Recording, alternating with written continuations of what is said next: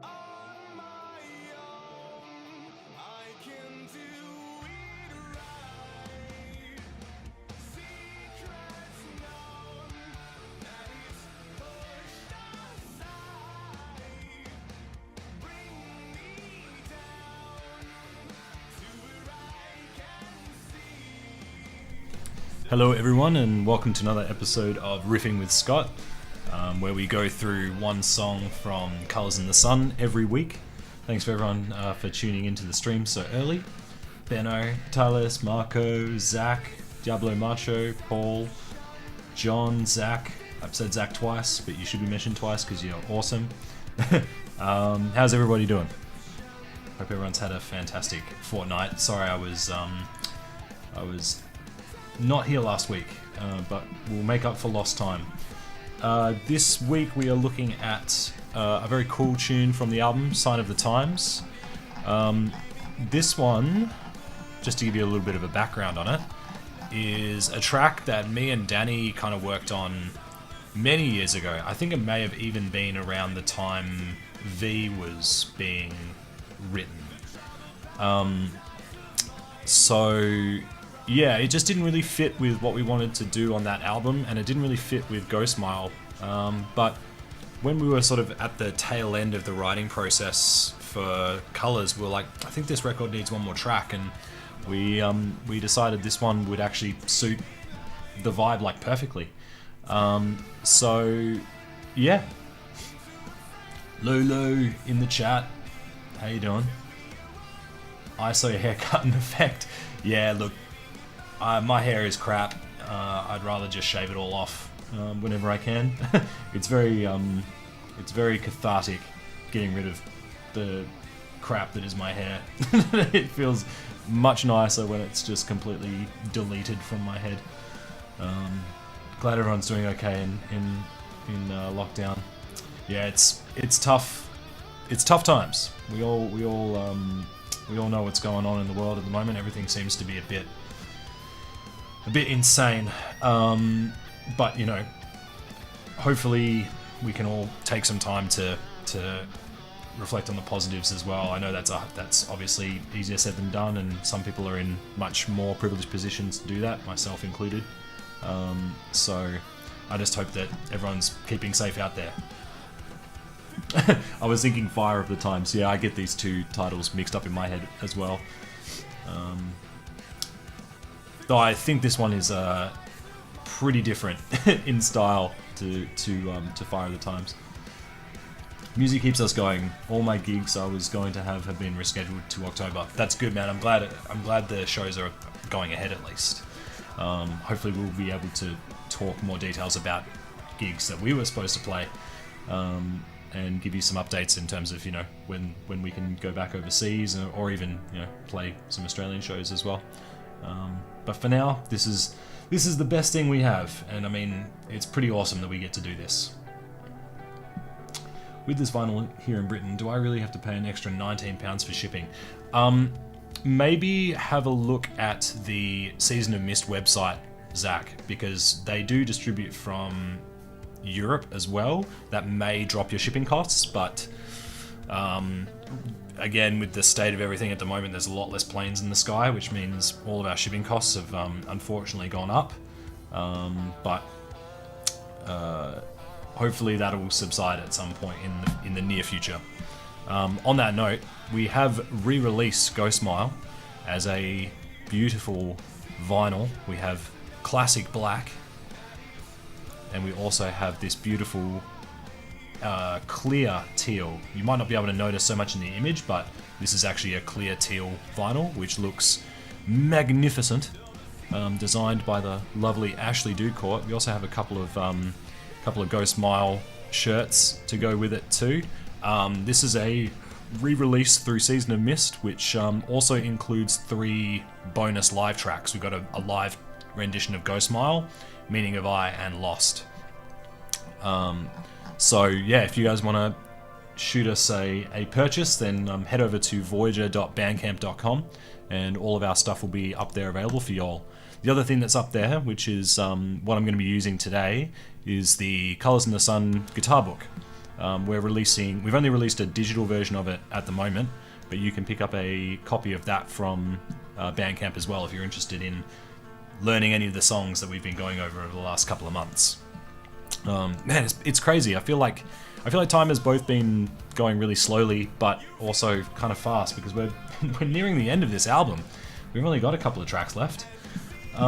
So this is the only other song outside of Bright Star that is in B standard tuning. So yeah, this is a bit of a different one in that respect. So this is just a standard tuning track. Now the other thing about this song is that we basically have never practiced this song in a rehearsal room. So we basically went into the studio. We had the song demoed, but we never spent the time in the rehearsal room actually piecing the song together. We kind of had 90% of the tune already written, and then we spent we basically ran out of time, if I'm honest.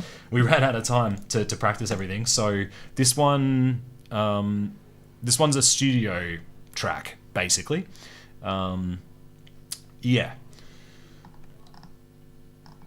Lifeline. We do like Lifeline over here as well. That's why I donate money along with buying the tab book. I don't want to live up to the Scottish stereotype of being tight with money. Look, thank you so much, Anya. We appreciate anything you can give, and even just your attention here is awesome. If you want to, feel free to share the stream feed on your Facebook or with whoever, because obviously the more people that tune in, the better. The more fun it is, really. You'll have to go through Ghostmile after this. Yeah, we're thinking about it, Brent. The only issue is we'll need the tab book. We haven't done a tab book for Ghostmile yet, and let's just say that transcribing tabs takes a damn long time, especially if you want to do it, fairly properly. So we'll see. I would like to do it as well. There's just a lot of extra work that goes into making that happen. So perhaps we'll see what we can do. So yeah, because this song is a studio track, I'm going to do my best to perform this song in full, but there are parts where guitar elements kind of bleed over one another, and it was actually written in fairly short blocks and recorded in fairly short blocks. So I haven't actually spent the time to, fully navigate how to play this tune. But we will see how we go. So let's do a little bit of a sound check. Can everyone hear my guitar?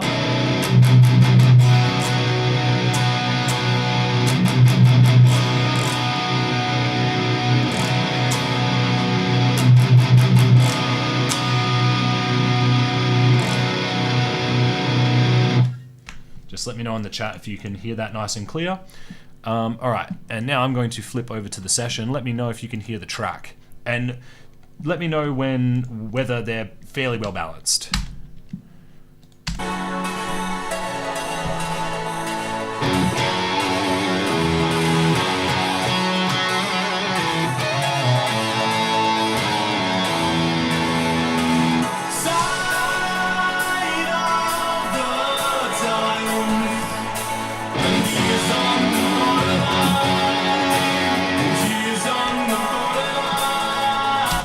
Cool. Guitar is a bit loud. Okay, no problems. I'll go ahead and turn that down a smidge.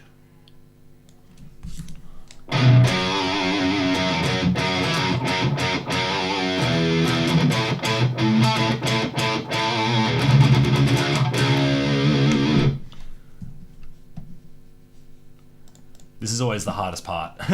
Guitar needs to go up a wee bit. This is the subjectivity of having multiple people give their opinions, but I do appreciate the mix job, because I can't tell what's going to your end. I can only hear things that are coming through at my end, so it's a little bit of a weird one. Let's just go with this, and we'll see how we go with Fire of the Times. I was about to do it myself. Sign of the Times.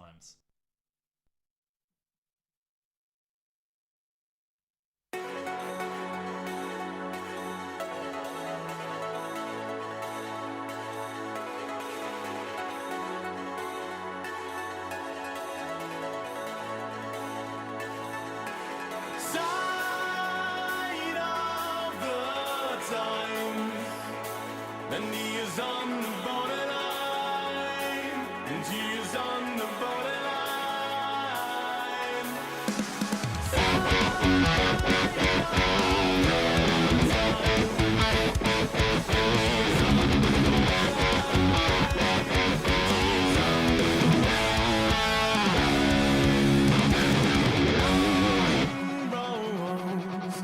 precious things are locked away.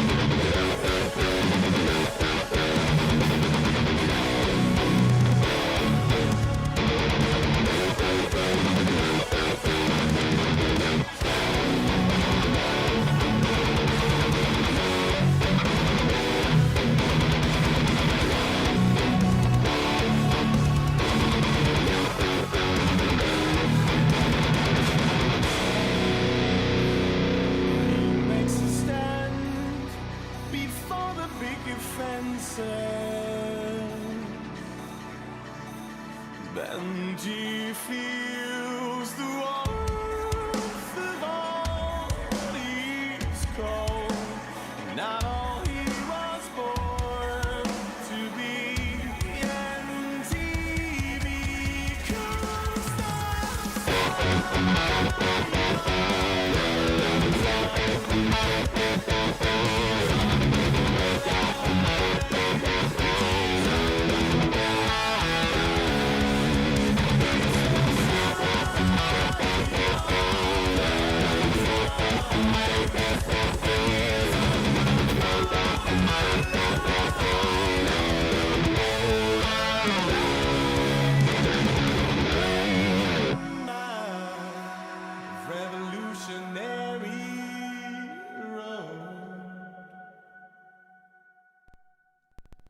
Sweet. That's a fun one. I didn't butcher that as badly as I thought I would. There are a couple of little moments there. Going between fills and whatnot is pretty difficult. Just because we basically wrote every single fill sort of in isolation and then kind of punched it in. So the recording of that one is a little bit kind of all over the place in terms of how we went about doing it in the studio. Another little tidbit is that Ash didn't get to practice this song with the band at any point before going in to track the drums for it. So literally the takes you hear on that song are takes that he just tracked in the studio with no practice, basically. So everyone give a pair of clapping hands to Ashley Ducourt for smashing that out under such duress. He's an absolute gun, that guy. Yeah, absolutely insane. So, this track was mostly a Danny Estrin track that we kind of then started to throw some guitars over the top of. Elbow cough, nice. Everyone give cough emojis to Ash. Ash is an absolute boss drummer. Like, it's completely insane. He's an absolute pleasure to play music with. And he's just a fabulous dude. Let's be honest. He's one of the nicest guys on earth. So yeah, this track was mostly written by Danny, and then I kind of threw some guitar riffs over the top of it. It's a fun song to play, actually. It's difficult. It's kind of got this, like, just the continual palm muted 16th notes. Whoops, bang my desk. The continual 16th notes in this song are hard to get, like, ultra tight. And I can remember when Simone and I were tracking guitars in the studio for this one, we had rather frustrating experience getting those 16th notes to be as consistent as they need to be on an album. Thankfully, Mr. Templeman, our studio genius, engineer / mix guy, pushed us really, really hard to get the best possible takes we could. So this track is all about like punchy kind of syncopation and stuff like that. You need to be really tight on those gaps between notes.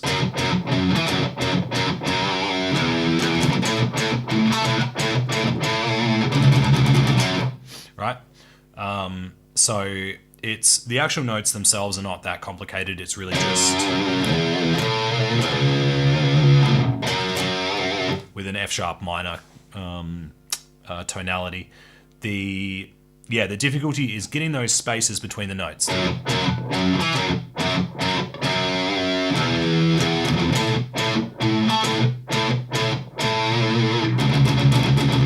Right? And not staccatoing everything, like making sure that the notes that aren't listed or listed as staccato are actually played for their full length. So this track is mostly about the way the riffs are phrased rather than the complication of the notes themselves. The notes themselves are not that complicated. It's more about trying to get that feel right. Just so everyone knows, with this tab, there's a couple of points, like I said before, where the guitars sort of bleed over one another. We have actually tabbed that out. So what happens at the end of this phrase going into the verse is you've got one guitar kind of doing this slide over the next section while the other guitar is actually going straight into that 16th note thing. So we've got this while the Eye of the Tiger palm mutes kind of carry over the track. So that's why I haven't really worked out the logistics of playing this stuff. No doubt when we go to play it live, Simone or myself, whoever chooses to start the verse off, we will likely cut these last 3/16ths. We'll likely cut this phrase so that we can jump into the verse on time. Because going from here... Oh, I mean, you can do it. You can do it. Yeah, maybe we'll try. But it is a very big jump, and you want to... What's more important is not these last 3/16th notes being played by both guitars. What's most important is that the verse comes in strong. So we want that downbeat to be perfect, and we want the entry to be perfect, and the feel to be perfect. Because it's coming down in dynamic, it's very hard to go from like really big, punchy, low C sharp all the way up to this high F sharp, and bring the volume straight down, like from 1/16th to the next. So that's just something that we would likely do when we play this live. If we play this live, it might not get played live. So it's just a bunch of F sharp minor with some fun kind of blues minor pentatonic licks kind of thrown at the end of phrases. So I haven't actually gone through and done all the hammer-ons and pull-offs for it. But I mean, a lot of our music, wherever you can put a hammer on, where it makes logical sense, that's where you should put one. So that lick there, at bar 28. Anytime there are two notes that change on the same string, I'm treating them as pull-offs or hammer-ons. So that's what gives it that kind of, flow, rather than having every note picked, which can sound a little robotic, I guess, for lack of a better term. The other thing that's going on is you've got these cool little chords that pop out every now and then. I don't remember how to play these, but... Whoops. I think that's correct. Yeah, so we have these minor tonalities over the top, just to give it a bit more colour. It's a bit of fun. Do an entire concert on Colours in the Sun. We would like to do that. It's very stressful doing a whole album, like beginning to end.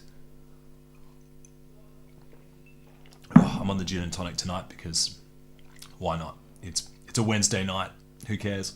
Yeah, we did I'm the Revolution in its entirety as a Prog Power USA sideshow, and that was probably the scariest gig I've ever done in my life. we didn't get to rehearse the album for 2 weeks. So like we rehearsed, then we went on tour for 2 weeks, then we played Prog Power and had to play the set basically, you know, with the memory of a rehearsal we had from a fortnight before. So it was pretty scary. We got through it. Some of those songs I've never played live or actually ever prior, so I had to actually learn some of those songs that I've literally never played them before.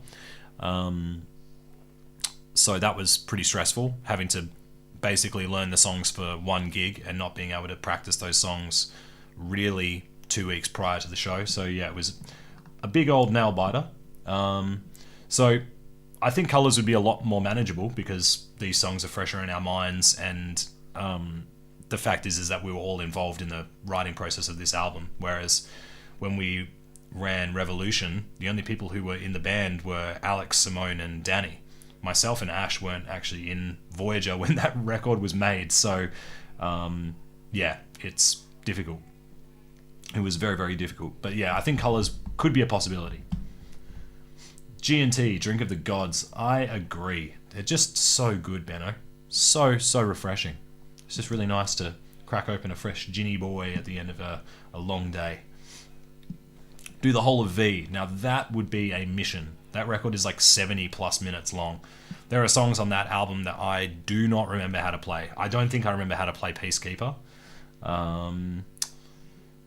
Man, there's a ton of songs I don't know how to play on that record anymore. That was 6 years ago now. And some of them we've never played live. I like that people are saying it would be criminal not to play Sign of the Times live. That's a good sign. We'll definitely try to get that in the set list at some point. The difficulty is like we've got 7 records and we have to do our best to kind of honor most of them. So, you know, we get stuck playing the singles, and this is actually something that comes up a lot. Actually, maybe just leave a comment in the chat. What would be one song that isn't a single that we've released that you would like to hear live? So something that's like a little more obscure off one of our records. What would be a song that you would love to hear?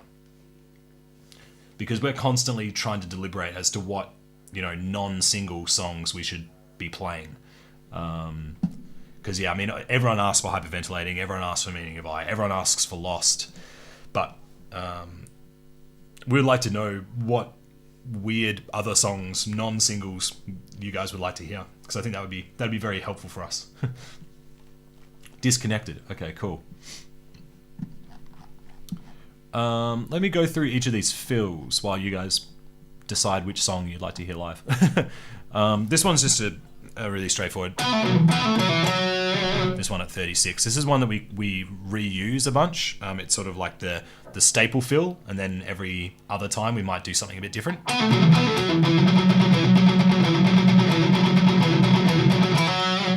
Right. Then we have the one at the end of the first verse. These are really fun to put together because they're just like classic blues licks. So if you're good with your pentatonics,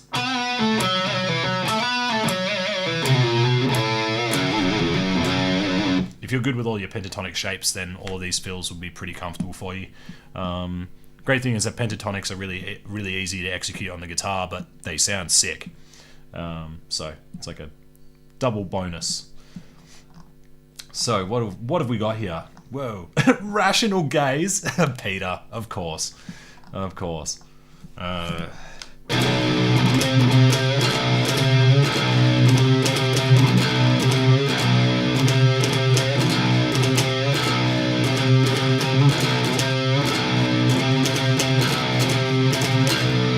That's, I think, how it goes.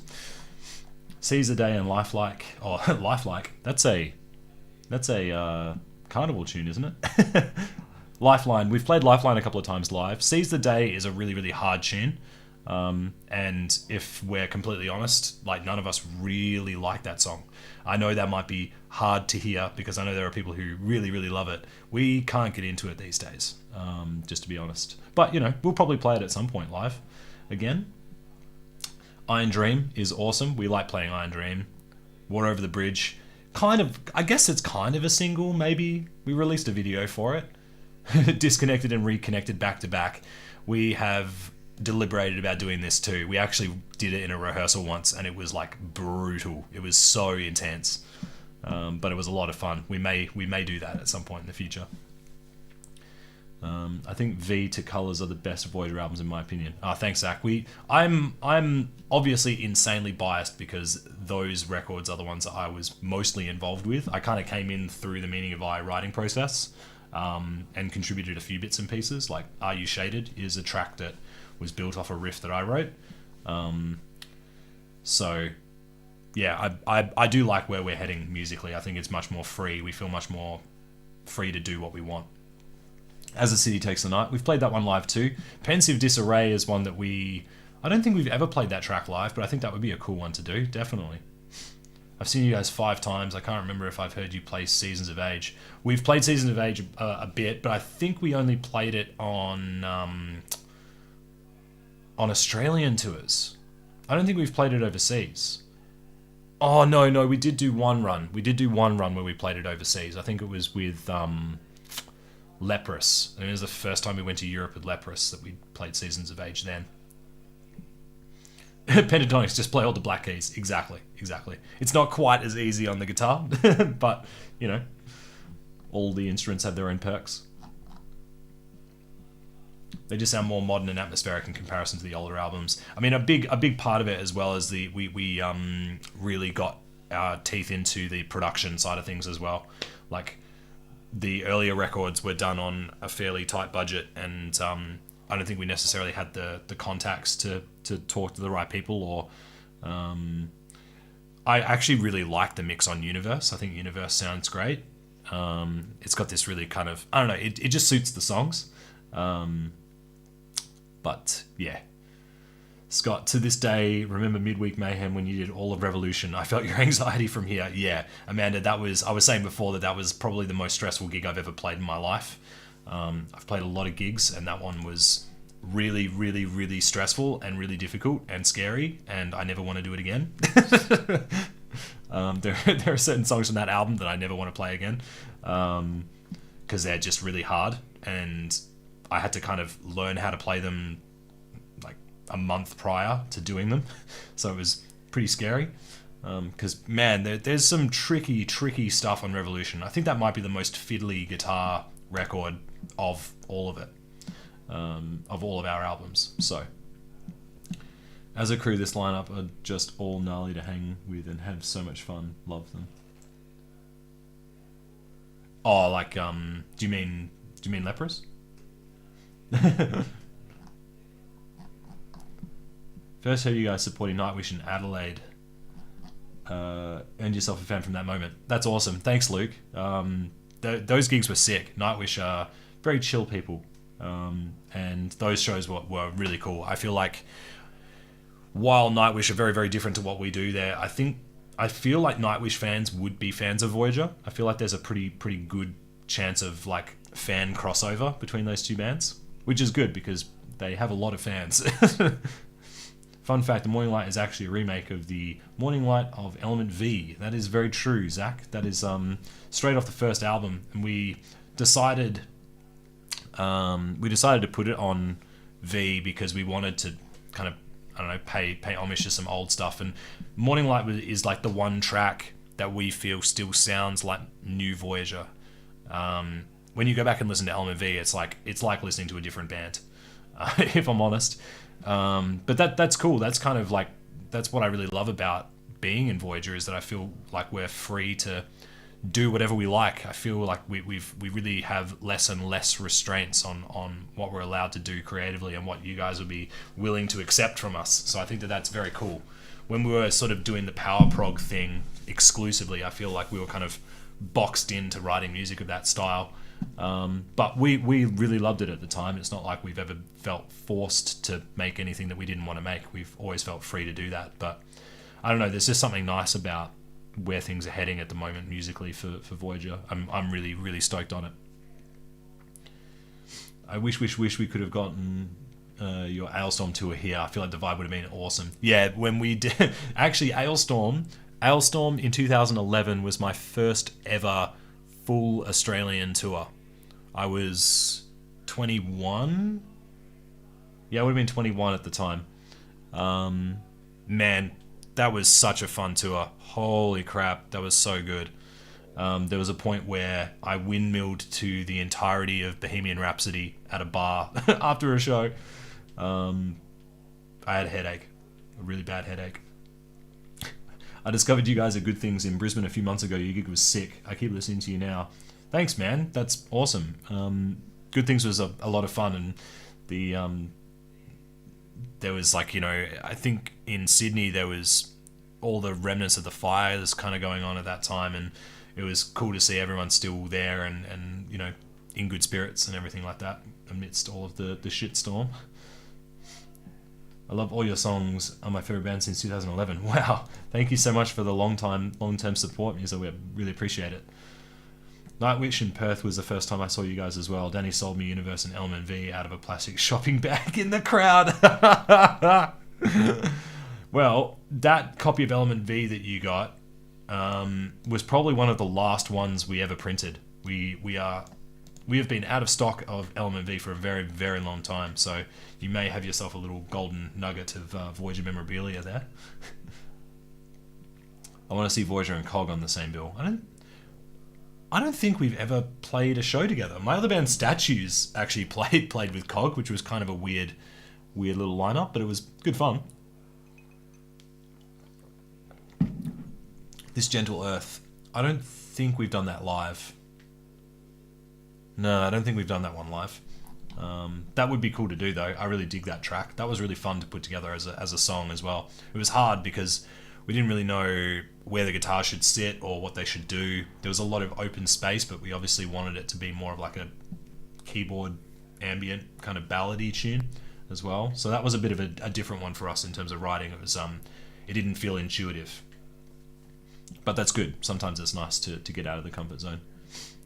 We will definitely be back to the UK as soon as we can, Peter, for sure. We've been really enjoying playing shows over there with you for you guys. We've been there every year for the last three years, I think, and it's just gotten better and better. So yeah, we'll definitely be back for sure. This is the first time I made a live stream. Love your work, man. What's your home audio guitar setup? Thanks, Ned. Thanks for tuning in.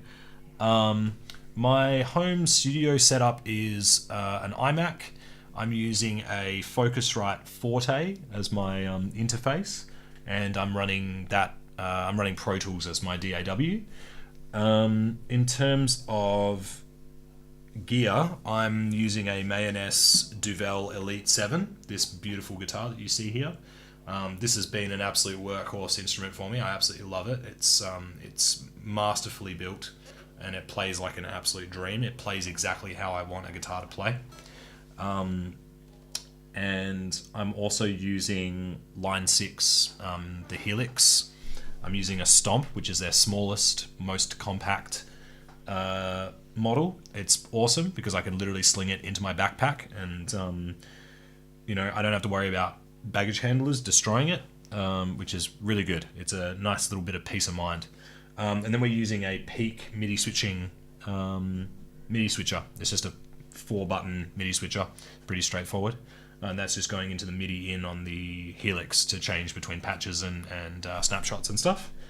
It's a really simple setup. I used to run a Marshall JVM 410H head and cab, but these days I'm using the power amp and amp modeling combo because I want to be able to take my tones wherever I go. I can't take my 30 kilo Marshall head with me, unfortunately, because I love that thing, but it's just not, it doesn't make sense logistically. So yeah. Ailstorm are from just about where I live. Oh, that's really cool. They're absolute legends. Such nice dudes and just the loosest people ever. They're definitely a band that live up to their vibe on stage. Like, they basically do what they do on stage, off stage as well. They're party animals.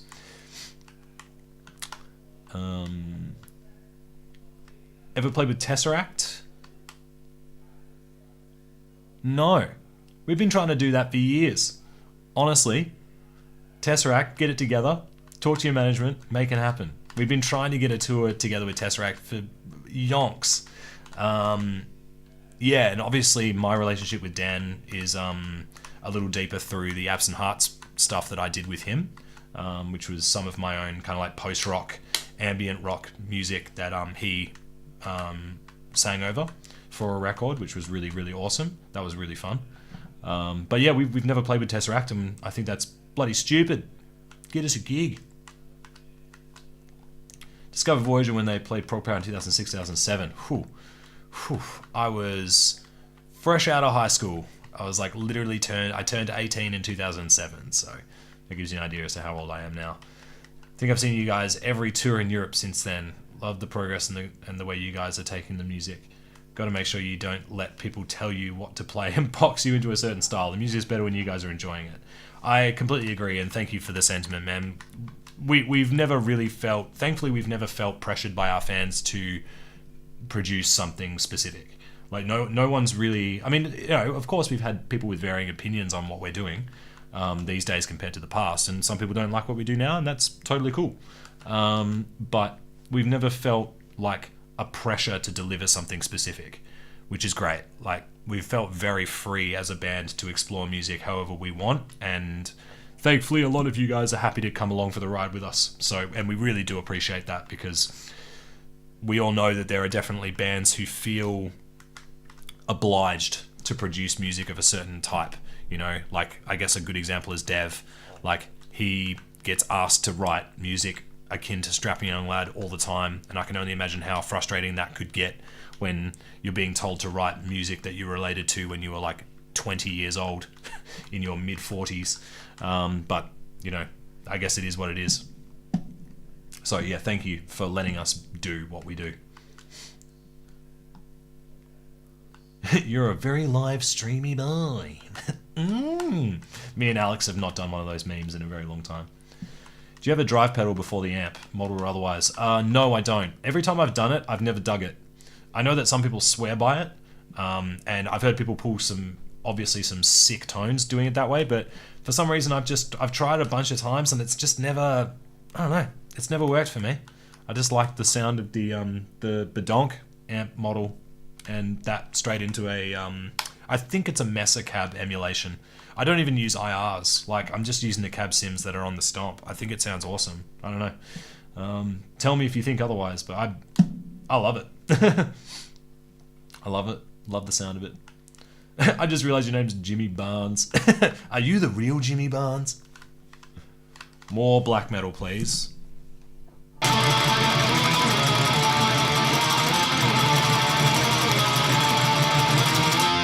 That's about as much black metal as you're ever going to get from me. And that's about as much black metal as Season of Mist is going to get from us. The boy memes will definitely come back. We've been orchestrating a couple of boy memes. We'll get them back. Night Flight Orchestra had to pull out of Prog Power. I mean, I just don't know. I just don't know whether any of these festivals are going to happen. There's so many international bands that can't even leave their country. We're not allowed to leave Australia. So, yeah, I don't know. Mitch, are you my brother? I don't know. Are you my brother? Mitch is the guitarist from a Sydney band, Hermina, and they're sick. Go check Hermina out. Those guys are awesome. And Mitch is a fucking sick guitarist as well. He shreds like an absolute hero. Vibrato for days on that boy. Okay, let's keep talking about the song, because we haven't talked about it in a while. getting deep in the chats. The chorus is exactly the same as the first one. So this song kind of opens with a chorus rather than a verse. And in fact, a lot of our songs do that. Yeah, a lot of our songs do that. The only thing that changes in this chorus is we do like a cool little slidey version of the little tag at the end.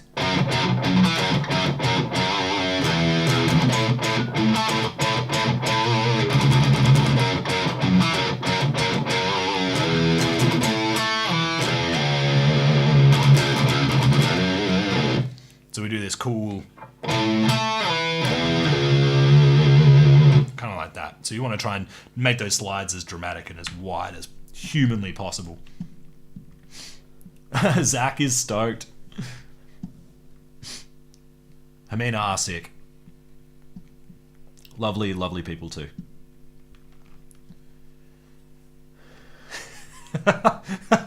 Yes, it's me, you black metal-y boy. I'm very much looking forward to the return of the memes. Oh, they'll come back. They'll be back. Please tell me you guys have seen the "fuck this is real cream" meme, because that is the funniest shit ever. God, that comment even now makes me laugh still. It's the best YouTube comment we have ever received, as far as I'm concerned. We're contemplating making a shirt. Verse 2 is the same as verse 1. This song is really straightforward. There's not a lot going on. It's basically like a pop tune. This is a pretty fun little lick. I'll see if I can not butcher it.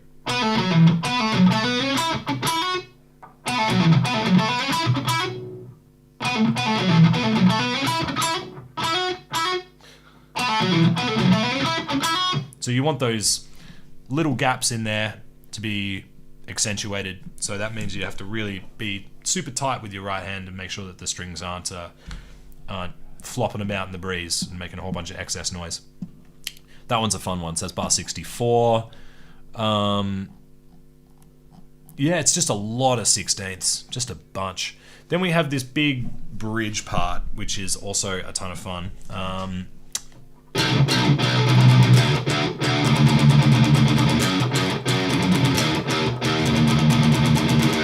I will give a credit to Temp, Matthew Templeman, our mix engineer. He, when we were tracking this, he kind of got us to do a bunch of different things in this section.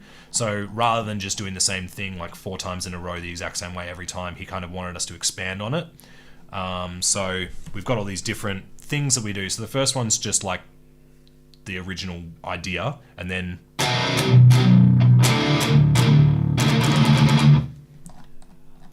and that's the first half of the bridge.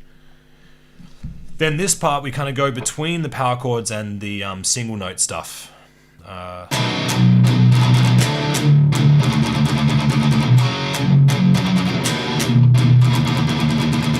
Kind of like that. We do that version of it twice. And then we're just back in with another chorus that's played exactly the same way as the second chorus. And that's the whole song. It's really, there's not a lot to it. It's a pretty straightforward track. It's, yeah, probably the poppiest song on the album in terms of song structure and in terms of just the hooks and everything. It's kind of just a, I don't know how to describe it. It's kind of like just a pop prog track with a bit of like, I don't know, 80s vibe thrown in the mix. 80s synths thrown over it. But it's a pretty straightforward tune. It's a really fun one, actually. It's good that we're doing these streams, because it's been a while since I've played this one, and it was cool to give it a bit of a practice after some time off. Man, this setup is sick. So good. Thanks, Mitch. Yeah. If you want a hand setting up your stream, just hit me up, dude. If you want to do the same thing. Yeah, it's good fun. The best YouTube comment you ever received was gently forward on empty. Yes, gently. I think we even make a joke about that somewhere. Oh, the gent memes, they'll never end. It's been over a decade of gent memes, and it's still going. It's still going. I feel like it's too big to fail now. Too big to fail. Oh, Dan's in the chat. Everyone say hello to Mr. Tompkins. Thanks, dude. Got my Chrome Dome going on. Hope you're well too, man. Hope you're doing alright over there in the UK. Are you safe? Is everything going alright? It's been a hectic time. Let's put it that way. And obviously Dan's got a stream that he does as well. I'm not sure of his schedule exactly, but he does a bit of gaming and a bit of performance stuff as well. So if you want to go check out Dan's stream, I'm pretty sure all the Tesseract socials and stuff will have a link to it. Yeah, the streaming thing is really cool. I think it's really awesome that we can have a live conversation like this and, play some music and talk nonsense. I think that's great. yeah, as I said before, we've just re-released Ghost Mile as a delicious vinyl version.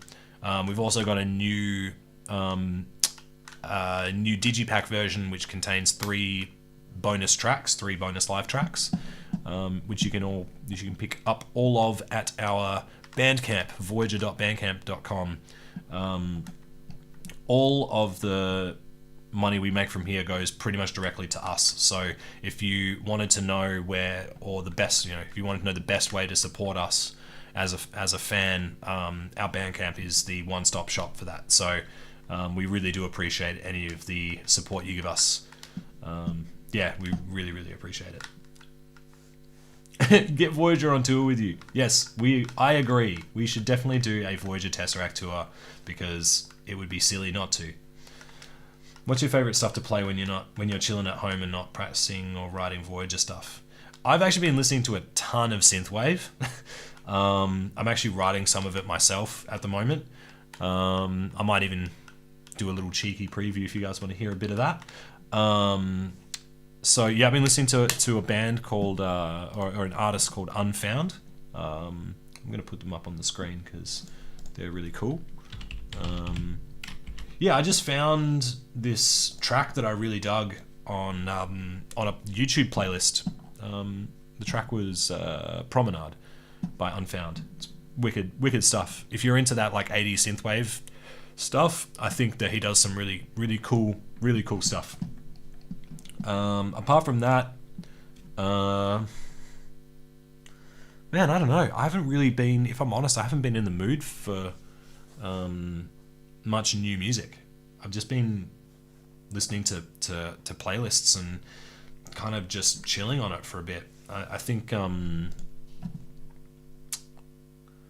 yeah, sometimes you hit that brick wall when you're a creative. Sometimes you just need to switch off, and I feel like I'm kind of in that mindset at the moment when it comes to music. I want to try and create more of my own content at the moment rather than consume other stuff at the moment. It's weird. I feel like it comes in waves. There are points where I feel completely creatively dead.